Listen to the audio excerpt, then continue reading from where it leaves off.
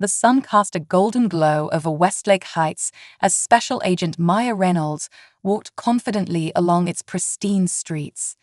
For 6 months, she had maintained her cover as financial consultant Maya Davis, building connections to infiltrate a sophisticated money laundering operation run by Harold Kensington, the neighborhood's most respected resident. Today's meeting with Timothy Wells, a nervous accountant who discovered irregularities in Kensington's offshore accounts, could provide the evidence needed to finally bring down the entire network. The encrypted flash drive he promised contained account numbers, transactions, and the names of corrupt officials involved in Kensington's operation. As Maya turned onto Maple Avenue, a police cruiser slowed beside her. Officer Brent Miller's face appeared at the window, his expression a mixture of suspicion and authority. "Excuse me, ma'am," he called out with subtle condescension. "Mind telling me what you're doing in this neighborhood?" Maya maintained her composure, drawing on years of undercover experience. "Just getting some fresh air before a meeting," she replied pleasantly. Miller's eyes narrowed. "We don't get many visitors, just walking around Westlake. Residents here value their privacy." The implication was clear. Maya's presence as a black woman in this predominantly white enclave warranted questioning, regardless of her impeccable attire and professional demeanor. "I appreciate the community's concern for security," Maya responded evenly. "I have a consultation with the Prestons at noon." "ID, please," Miller demanded, extending his hand through the window. Maya weighed her options quickly. Revealing her FBI credentials would end this harassment, but compromise 6 months of careful work. She decided to protect the operation, reaching for her meticulously crafted fake ID. "Of course," she replied, "though I'm curious if you request identification from all pedestrians or just certain ones." After radaring in her information and finding no reason to detain her, Miller reluctantly let her continue. "Enjoy your meeting. Remember, this is a residential area, no loitering." At Morgan Park, Maya took a seat on the northwest bench, partially hidden by an oak tree. Right on time, Timothy Wells approached, his nervous energy evident in his darting glances. "Miss Davis," he asked tentatively. "Mr. Wells, you mentioned you have something important to discuss." "I shouldn't be here," Wells whispered, sweat visible on his temples. "If they find out—" "They won't," Maya assured him. "Tell me what you found." "Kensington has been moving millions through shell companies in the Caymans, then routing them back through charitable foundations. I've copied everything: account numbers, transactions, client lists. Names that would shock you: judges, police commissioners, even a senator." Wells reached inside his jacket, producing a small flash drive. "Everything's here. Encrypted, but I've included the access codes. My insurance policy, if anything happens to me." A sharp crack echoed across the park, cutting his sentence short. Wells' eyes widened as a red stain bloomed across his chest. He crumpled forward, the flash drive falling onto the grass. Maya reacted instantly, dropping to the ground while drawing her concealed weapon. Shots fired. "Officer down." She barked into her hidden microphone, alerting her backup team. As sirens wailed in the distance, Maya made a split-second decision, securing the drive in her hidden pocket. As paramedics pronounced Wells dead, Maya spotted Officer Miller watching her from beyond the police tape. Her cover was intact for now, but the stakes had risen dramatically. Somewhere in Westlake Heights, powerful people had just proven how far they would go to protect their interests. "The encryption is sophisticated," technical analyst Rodriguez said in the FBI's safe house, "but the fragments we decrypted confirm everything Wells claimed. Offshore accounts, shell companies, millions laundered through charitable foundations." Maya nodded, despite having been awake for nearly 30 hours. "And the ballistics report?" "Sniper round, professional grade. Fired from approximately 400 yards, Special Agent Wilson replied. "Whoever did this wasn't amateur." "They also knew exactly when and where Wells would be meeting me," Maya added grimly. "Which means we have a leak, or they've been watching him for some time." Section Chief Davis entered with a severe expression. "I'm pulling you out," he stated once they were alone. "This operation has become too dangerous." Wells was executed in broad daylight. "With respect, sir, that's exactly why I need to stay in," Maya countered. "I've spent 6 months building this cover. No one else can get close to Kensington and his circle. And what happens when they connect you to Wells? Then we use it. My cover as a financial consultant is perfect for this. If they suspect me, they'll want to find out what I know before eliminating me. That gives us an opening." Davis reluctantly agreed to 48 more hours. That evening, Maya received an unexpected text. "Kensington Foundation Gala. Tomorrow night, your presence requested." The annual gala was Westlake Heights' premier social event, attended by everyone in Kensington's inner circle. This invitation was either a tremendous opportunity or a carefully orchestrated trap. At precisely 7:30 p.m. the following evening, a sleek black limousine collected Maya, who had concealed both a recording device and a slim tactical blade beneath her midnight blue evening gown. Inside Kensington's magnificent estate, crystal chandeliers illuminated a grand ballroom filled with the city's elite.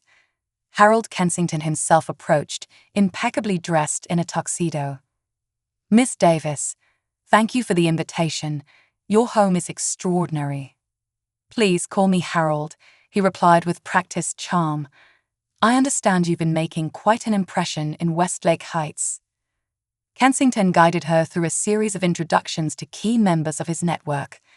Judge Eleanor Harmond, Police Commissioner Wallace, Senator James Mitchell.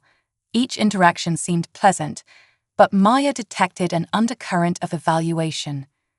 "You've made quite an impression," Kensington remarked as they paused near an ice sculpture. "Though I must admit to some curiosity about your meeting in Morgan Park yesterday. A tragic incident, I understand." Maya's blood ran cold, though her expression revealed nothing.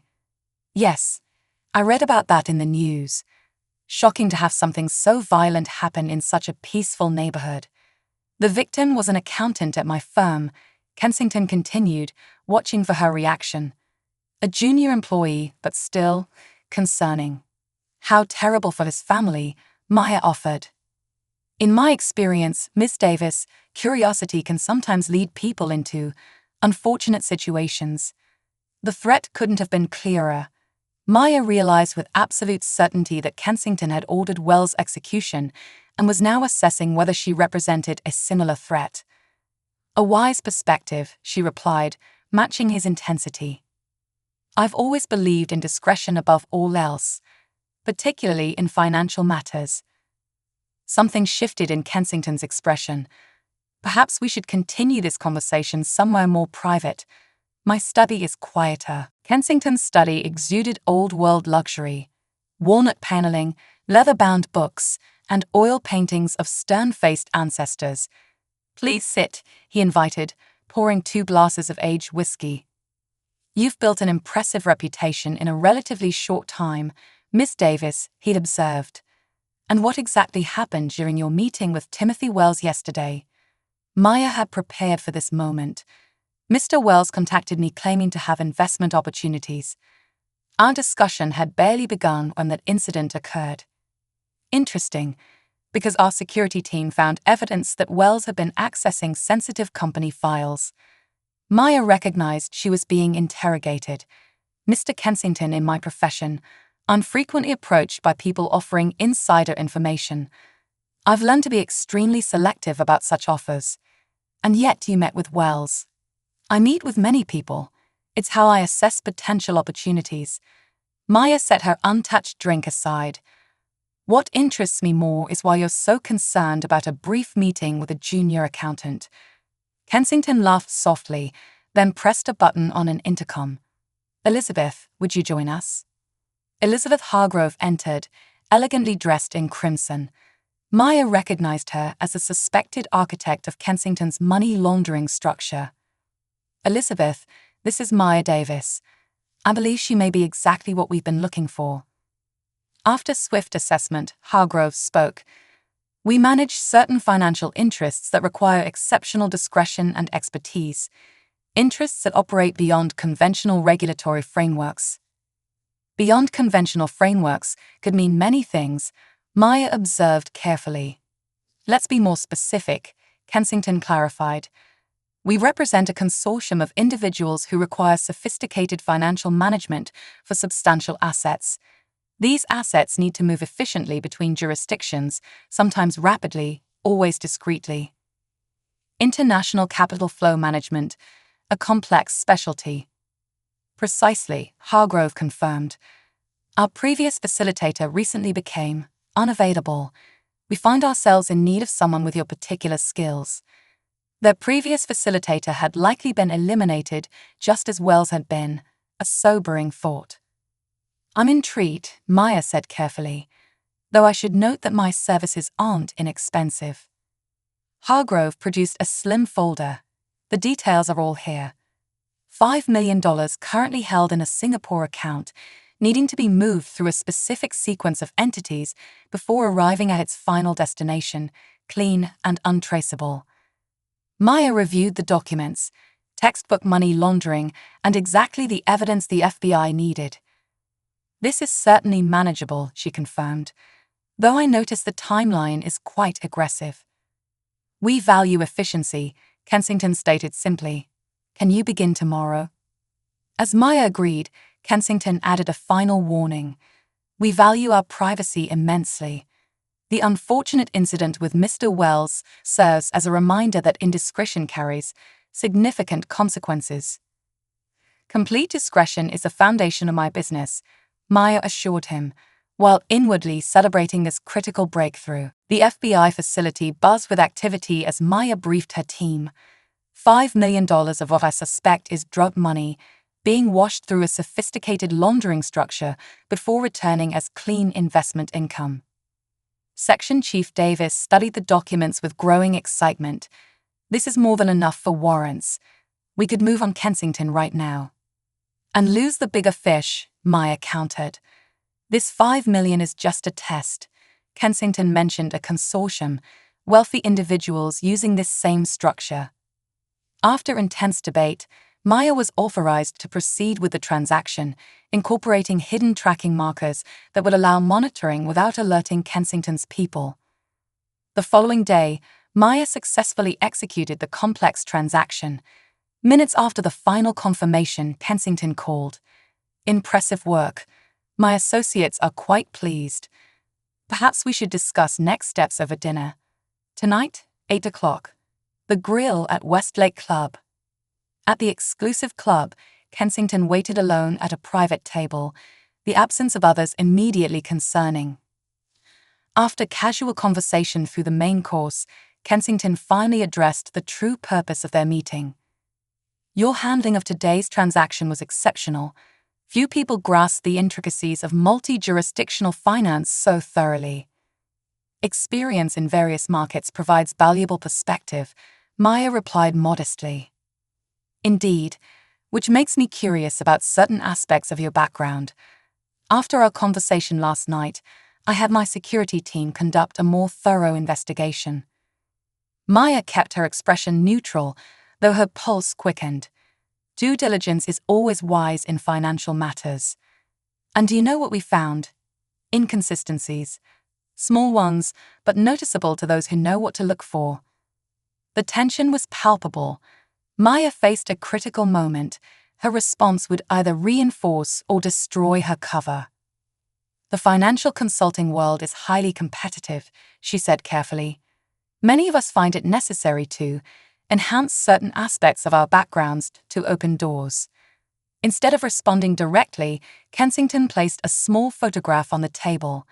It showed Maya entering the FBI field office, not as Maya Davis, but clearly as Agent Reynolds. Would you care to explain this? Denial was pointless. Maya shifted her strategy immediately. I would have preferred to discuss this under different circumstances, she said, her tone hardening. But since we're being direct, yes, I have connections within the Bureau, connections that have proven extremely valuable to select clients. You're claiming to be what, exactly? a corrupt agent. I'm claiming to be practical, Maya countered smoothly. Federal agents make abysmal salaries while watching criminals accumulate wealth. Some of us eventually recognize which side offers better opportunities. It was a desperate gambit, but her only chance to maintain operational viability. After careful consideration, Kensington agreed to test her claim. Tomorrow, my office, 2 o'clock. Bring documentation of active financial crimes investigations, specifically any targeting members of our group. As Maya left the restaurant, she contacted her team immediately. My cover's been partially compromised, but I've pivoted to a new approach. Kensington believes I might be a corrupt agent willing to sell information. Get out now, Davis ordered. Negative, Maya countered firmly. This is our best chance to gather conclusive evidence against the entire network. Her team prepared carefully sanitized FBI documents that revealed enough to appear authentic without compromising actual investigations.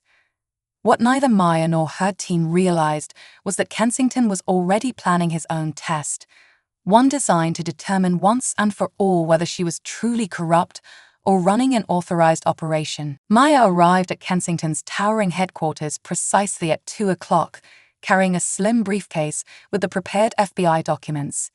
The executive assistant led her to a conference room rather than Kensington's office, the first indication that this meeting would differ from what had been arranged.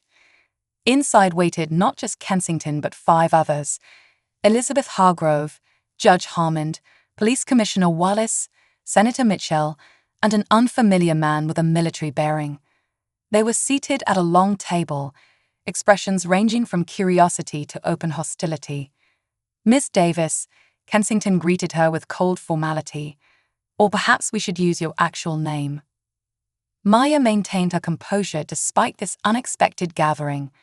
Taking the only empty seat, positioned at the far end, isolated from the others, she decided to maintain her corrupt agent cover. No games, she stated evenly.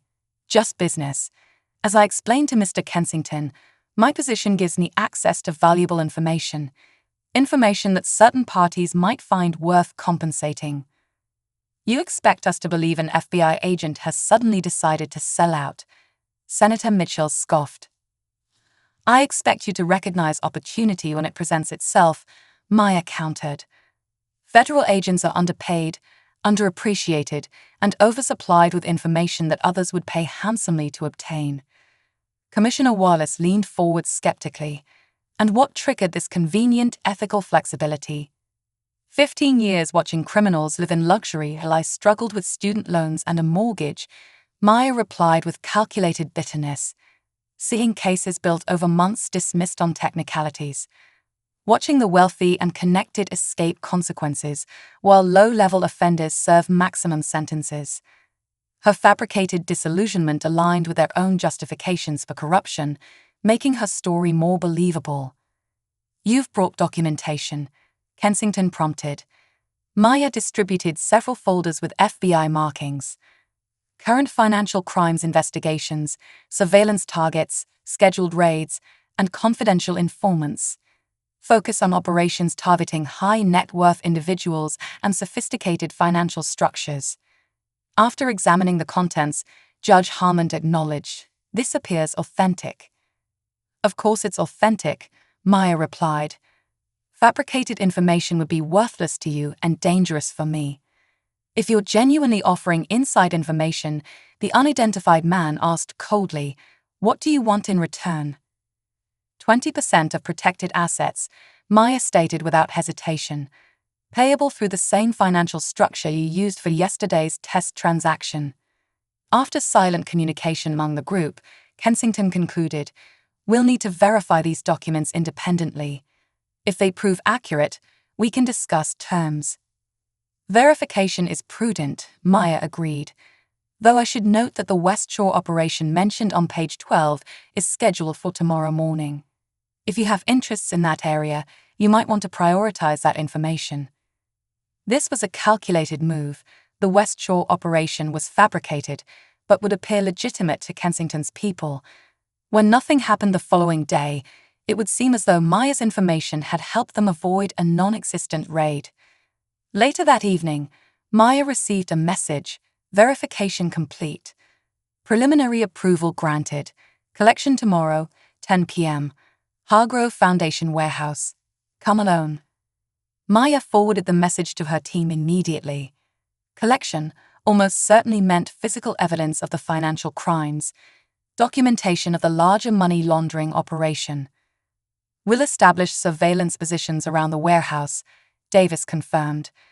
Tactical team on standby 3 blocks away. Meanwhile, in a downtown penthouse, Kensington and the unidentified man reviewed surveillance footage of Maya forwarding their message. She's still communicating with her team, the man observed. As expected. The question remains whether she's running a legitimate undercover operation or actually offering to sell information. Does it matter? Either way, she's a threat. Perhaps, Kensington considered, or perhaps an opportunity. If she's genuine in her offer, having an FBI insider would be invaluable.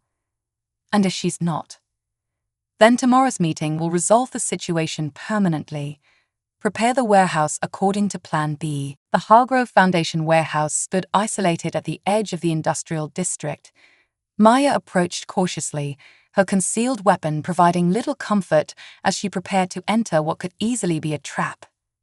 Elizabeth Hargrove herself opened the side door. Right on time. Follow me. The interior was cavernous and dimly lit, with towering shelves creating a labyrinth of shadows. Security cameras monitored key junctions, modern systems contrasting with the facility's otherwise neglected appearance. They reached a secure area at the rear, where a biometric scanner granted them access to what looked more like a high-tech operations center than a warehouse storage room. Multiple computer workstations lined the walls, while a large table displayed documents and financial ledgers. Kensington waited inside with the unidentified man from the previous meeting. No one else was present, a detail that immediately heightened Maya's caution. Agent Reynolds, Kensington greeted her, using her real name pointedly. Thank you for coming. Your message mentioned collection, Maya replied, scanning for potential threats. I assume you've verified my information. Indeed, the West Shore operation you mentioned was particularly interesting. Our sources confirmed unusual activity in that area yesterday. Surveillance teams, communications monitoring. Standard pre-raid procedures, Maya confirmed smoothly, knowing her team had deliberately created this impression. Yet this morning, nothing happened. No raid, no arrests, as if the operation had been cancelled. Maya allowed herself a small, satisfied smile.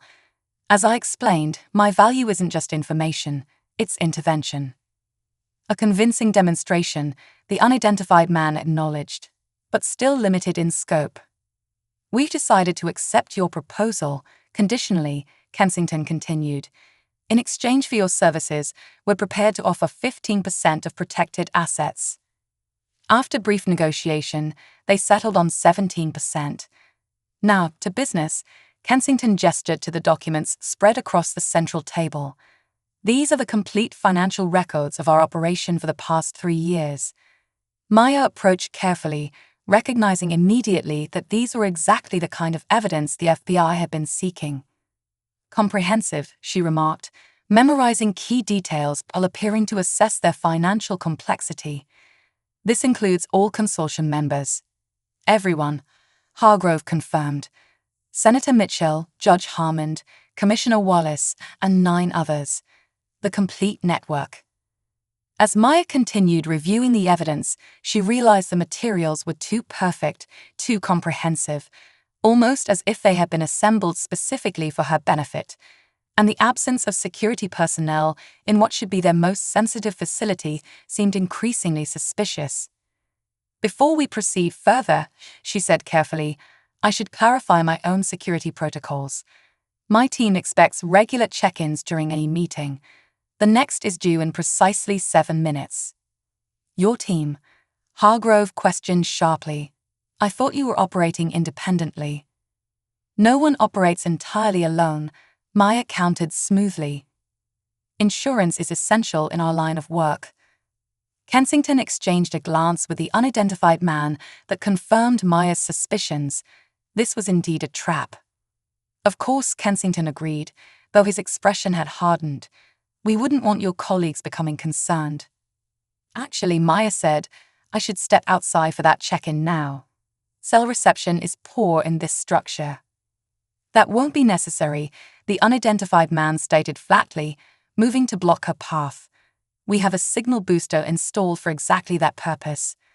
Maya's hand moved subtly closer to her concealed weapon.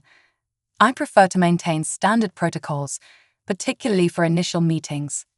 And we prefer clarity, Kensington replied, his pretense evaporating. You see, Agent Reynolds, your performance has been impressive, but ultimately unconvincing. A truly corrupt agent wouldn't insist on checking in with a team. You misunderstand. Maya persisted, activating her emergency signal with a subtle pressure on her watch. My team consists of other operatives with similar arrangements. A convenient explanation, the unidentified man commented, his hand now visibly resting on a weapon. But unnecessary. We've already confirmed your official status through Commissioner Wallace. You're running an authorized undercover operation targeting our entire network. Maya abandoned pretense, shifting to a defensive stance. Then you understand that harming a federal agent would only escalate your situation from financial crimes to capital offenses. Only if connected to us, Kensington replied coldly. Your unfortunate accident while investigating an abandoned warehouse will generate sympathy but few actual leads. You've miscalculated, Kensington, she stated firmly. I'm not alone, and this facility is already under surveillance. The unidentified man drew his weapon. Federal surveillance has been accounted for. Countermeasures are already active, blocking all communication in a 3-block radius. In one fluid motion, Maya appended the heavy table, sending documents flying as she created a momentary barrier. Simultaneously, she drew her own weapon and fired a precisely aimed shot at the control panel near Hargrove, plunging the room into darkness except for emergency lighting. Tactical training took over as Maya navigated the darkness, grabbing several key financial documents while moving toward the exit. Federal agent, she announced clearly. Drop your weapon. The unidentified man fired blindly, the muzzle flash briefly revealing his position. Maya returned fire with precision, hearing his grunt of pain as her bullet found its target. Kensington had disappeared in the chaos, but Hargrove remained frozen near the damaged control panel. Maya approached her quickly, weapon raised. Don't move. You're under arrest for conspiracy, money laundering, and attempted murder of a federal agent. The sound of approaching sirens penetrated the warehouse, her extraction team responding despite the claimed countermeasures.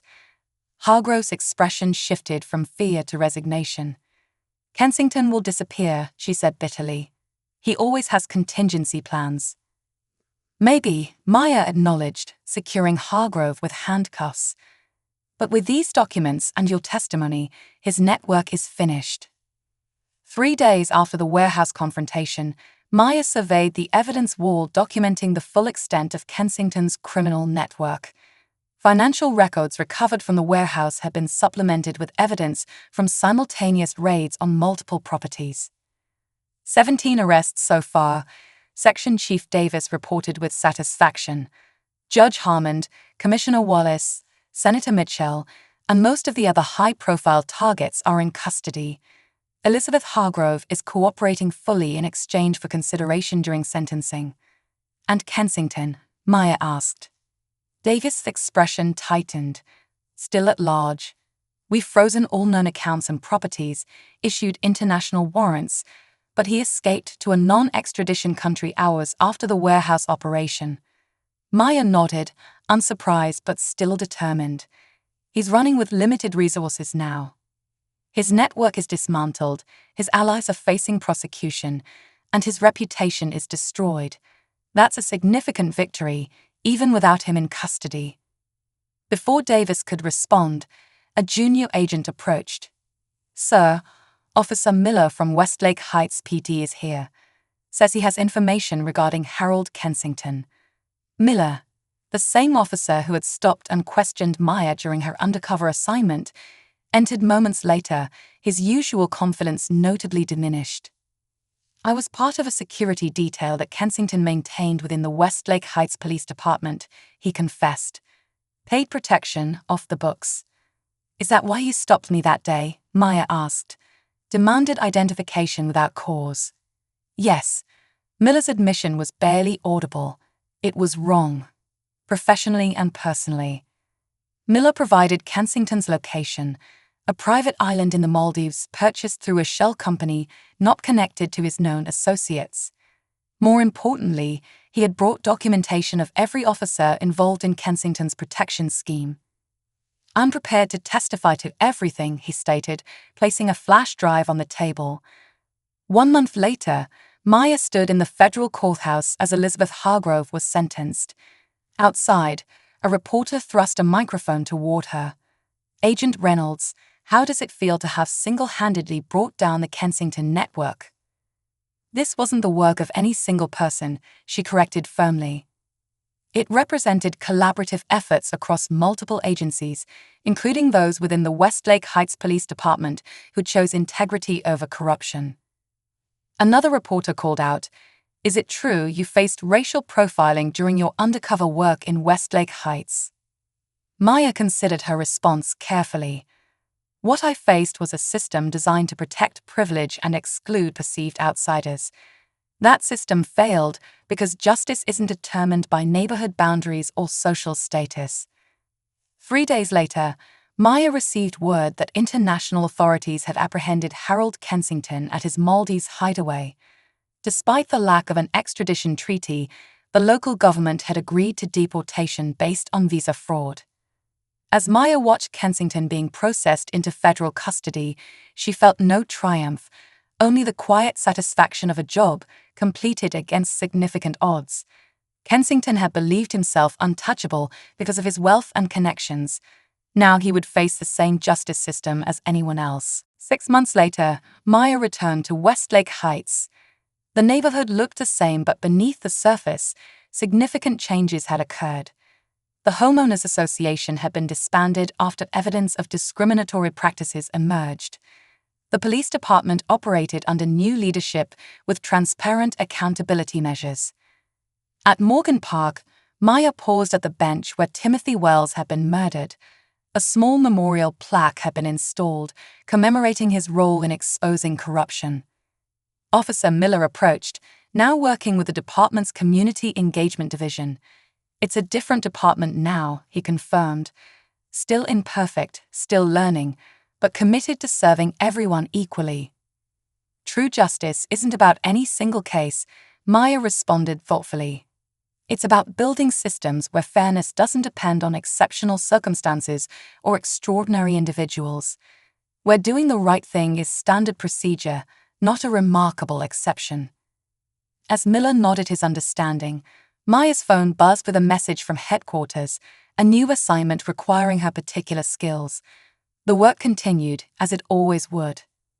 But today, in this neighborhood that had once exemplified privilege protected at any cost, change was taking root. For Maya Reynolds, that represented the most meaningful victory of all, not just the prosecution of criminals, but the transformation of the environments that enabled them. Justice prevailed not only in courtrooms, but in the painful, necessary growth of communities committed to becoming better than their past failures.